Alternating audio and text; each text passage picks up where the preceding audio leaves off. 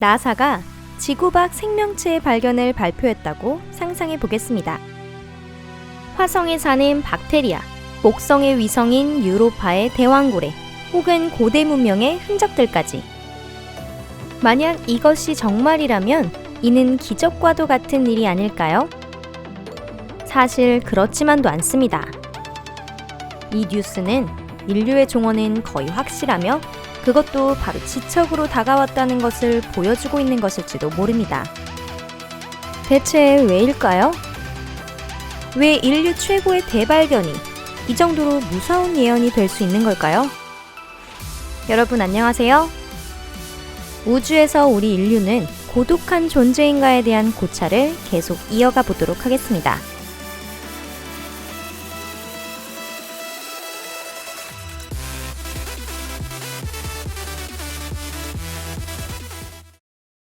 우리는 책상 위에 노트북이 있고 가방 안에는 태블릿이, 주머니에는 스마트폰이 들어가 있는 것이 지극히 당연한 세계에서 살고 있습니다.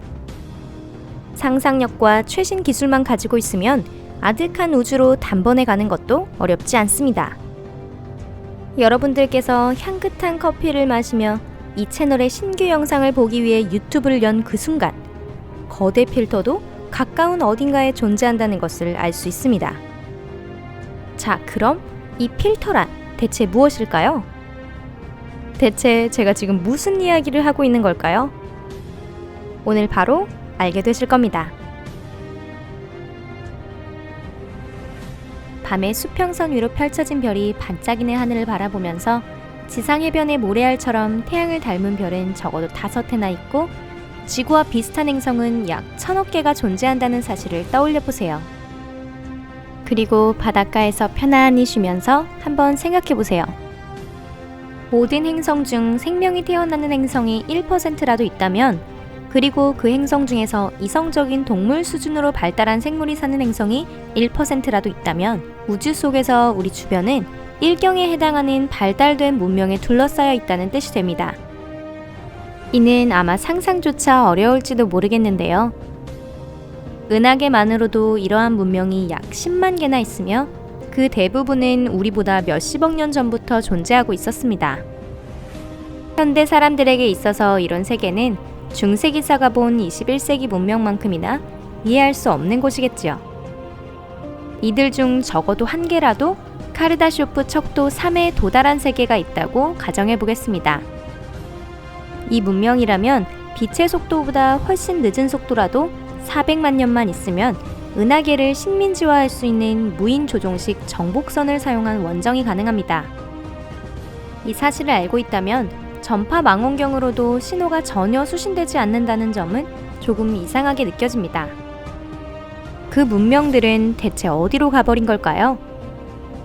이 우주에는 정말 우리 인류밖에 없는 걸까요? 게다가 아까 언급드렸던 거대 필터와는 어떤 관계가 있는 걸까요? 천천히 순서를 따라가 보겠습니다. 이 문제들이야말로 그 유명한 페르미 역설의 기초를 두고 있는데요. 하지만 현대 연구진들이 이 문제를 논의하는 모습은 지구의 형태와 태양계의 구조를 밝히려는 옛 사상가들의 시도나 제우스가 천둥번개를 떨어뜨릴지 아닐지를 걱정하는 모습을 방불케 합니다. 원시적인 정도로 본다면 이는 거의 동급입니다. 행성상의 생물 발달을 계단 형태로 나타내 보겠습니다.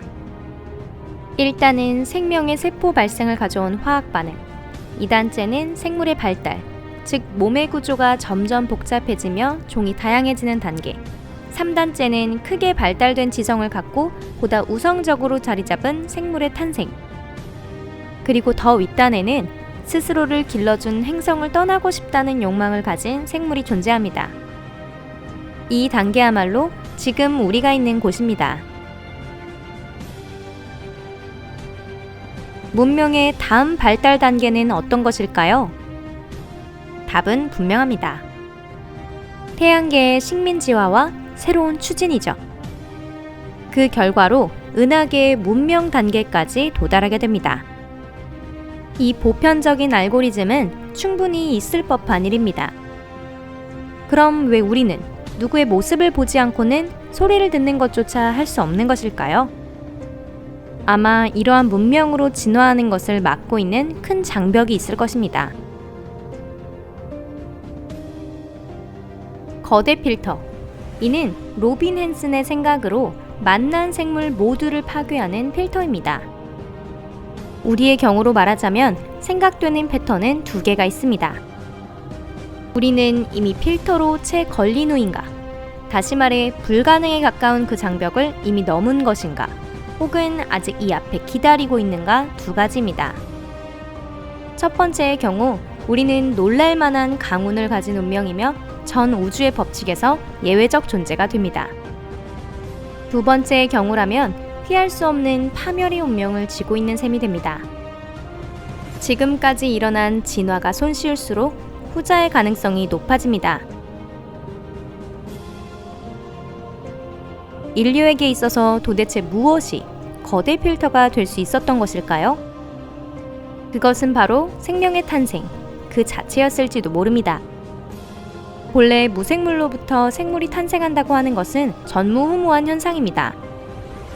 그리고 제2의 시련은 단세포 생물이 다세포 생물로 진화한 것입니다. 이 과정에서 아주 희귀한 일이 일어났습니다.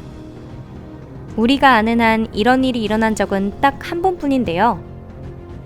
원시적인 세포가 포식자처럼 다른 세포를 집어삼킨 것입니다. 하지만 이는 세포를 먹지 않고 동맹을 맺게 됩니다. 이를 통해 세포는 외부 매체와의 상호작용을 손에 넣게 됩니다. 이렇게 우연히 생겨난 세포와의 동맹이 백수의 왕인 사자, 선명한 깃털을 가진 새, 문학작품을 읽는 것에 기쁨을 느끼며 먼 우주를 꿈꾸는 인간을 낳은 계기가 된 것입니다. 지능은 우리에게 주어진 행운이자 동시에 재앙이기도 합니다. 이 지능 덕분에 인류는 20만 년 사이에 나무막대기를 사용하던 시대에서 컴퓨터 시대에 이르는 힘든 길을 헤쳐올 수 있었습니다. 한편으로 뇌의 에너지 소비량은 상당히 많아졌으며 이는 사람에게 있어 비싸게 먹히는 도락이 된 것이지요. 진화가 한번 급진전됐고 이로 인해 인간이 다른 종을 크게 추월하게 됐다는 사실 또한 결정적인 시련일지도 모릅니다. 지구상의 모든 생물이 그런 세포로부터 만들어진다는 것을 생각해 보세요. 은하계에는 박테리아에 덮인 행성이 몇십억이나 존재하고 있을지도 모르지만 지구를 제외하고 우리의 지능 레벨에 도달한 행성은 하나뿐인 것입니다. 하지만 거대 필터가 우리 앞에 기다리고 있다면 어떨까요? 이런 장애는 과거에 극복해온 것과는 비교가 안 된다는 것입니다. 그리고 아무런 전파 신호도 수신되지 않는 탐사용 전파 망원경을 보고 있자면 이 시련을 이겨낼 사람은 존재하지 않습니다. 이는 인류의 대변동 따위가 아닙니다. 대변동의 결과로서 인류가 몇 세기 전 시대에 놓여졌다 하더라도 다시 살아날 가능성은 있기 때문입니다. 이는 그보다도 훨씬 더 위험하고 불가피한 것입니다. 무엇보다 절망적인 것은 어떤 종이 은하계의 문명 발달에 들어섰거나 말거나 멸종은 피할 수 없다는 추측입니다. 연구자들은 자기 파괴설에 치중하고 있습니다. 고도 문명은 다양한 방법으로 자기 파괴를 할 수 있는데요. 지구 규모의 핵전쟁, 통제를 벗어난 테크놀로지, 나노입자, 유전자 공학, 의료, 불사신의 슈퍼세균, 인공두뇌, 제작자 자신을 죽이는 인공지능, 대기층을 파괴할 수 있는 실패한 학술 실험 등 높은 레벨에 도달한 종은 아마도 무의식적으로 행성을 완전히 거주할 수 없는 장소로 바꿔버릴지도 모릅니다. 이런 일이 우리에게는 일어나지 않길 바랄 뿐이죠.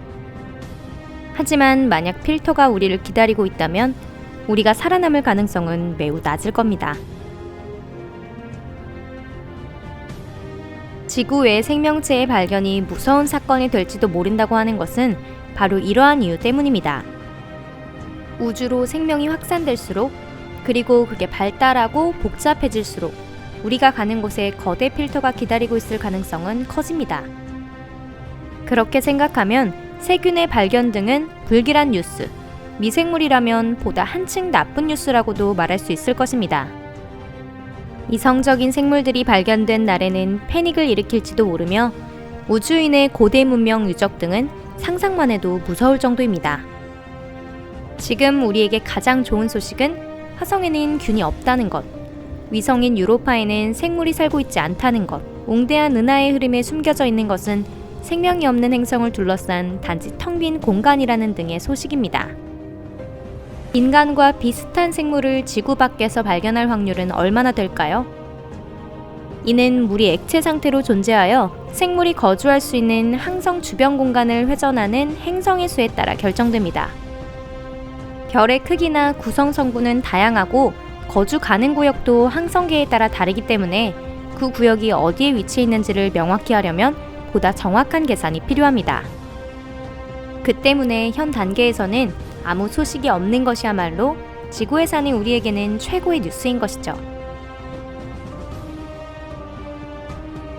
이 주제에 대해서 간략하게 살펴보았는데요.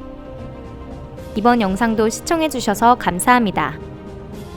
앞으로도 이 테마를 계속 이어가면서 새로운 정보를 발견하면 여러분들과 공유드리고 싶어요. 계속 잘 부탁드리겠습니다. 그럼 여러분, 우린 다음 영상에서 만나요.